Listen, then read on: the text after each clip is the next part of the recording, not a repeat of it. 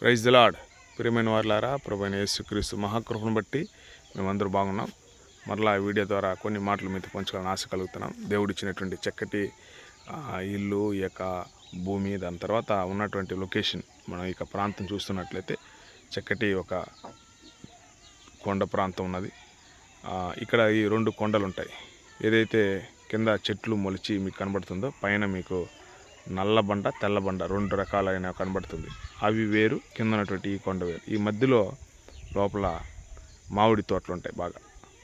ఒకనొక సమయంలో దేవుని మహాకృపను బట్టి నేనైతే తక్కువ, కానీ మా అన్న వాళ్ళు ఎక్కువగా సమయం అక్కడ గడిపి ప్రార్థన చేసేవారు. రాత్రి పగల్లో ప్రార్థన చేసేటువంటి వారు.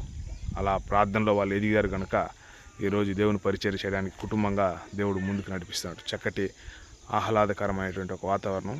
ఈరోజు చక్కగా మబ్బు వేసుకుంది కాబట్టి చక్కగానే ఈ స్థలం అందు చల్లగా, ఎలాంటి పొల్యూషన్ లేకుండా చక్కటి మార్గం మీరు చూస్తున్నారు. ఈ కొండలో కూడా పైన సిలువ ఉంది.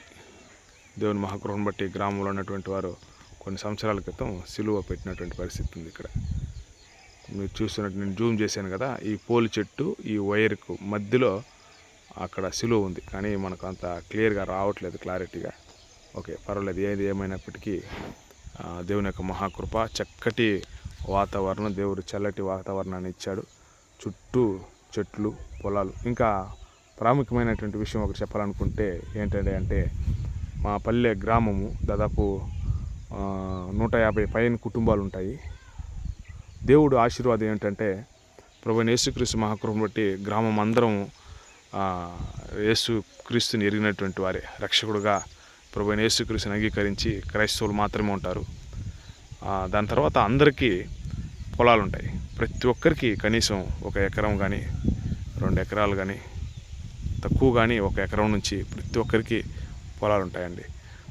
అనేక మంది ఆ పొలాల దగ్గరే తన యొక్క కుటుంబ నివాసం ఏర్పాటు చేసుకుంటారు. అలాగన మేము ఏర్పాటు చేసుకున్నాం. పక్కనే ఉన్నటువంటి అనేక కుటుంబాలు ఇక్కడ చుట్టుపక్కల మీరు చూస్తున్నటువంటి ఈ చెరుకు తోటల్లో అయితేనేవి, ఇంకా ఈ ప్రాంతాలు, కొండ ప్రాంతంలో దాదాపు కొండ కింద, అంటే మన ఇంటి నుంచి ఒక 1/2 కిలోమీటర్ దూరంలో ఇటు అటు చాలా ఇల్లులు ఉంటాయి. అక్కడక్కడ వాళ్ళ పొలం కాడనే ఇల్లు కట్టుకున్నారు. అన్ని వసతులు అక్కడే ఉన్నాయి.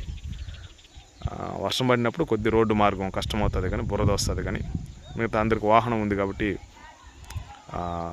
బైకు, కారు అవన్నీ పెట్టుకున్నారు.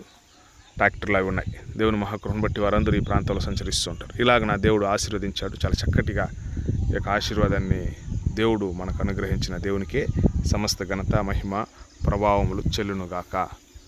ప్రైజ్ లార్డ్ అండి.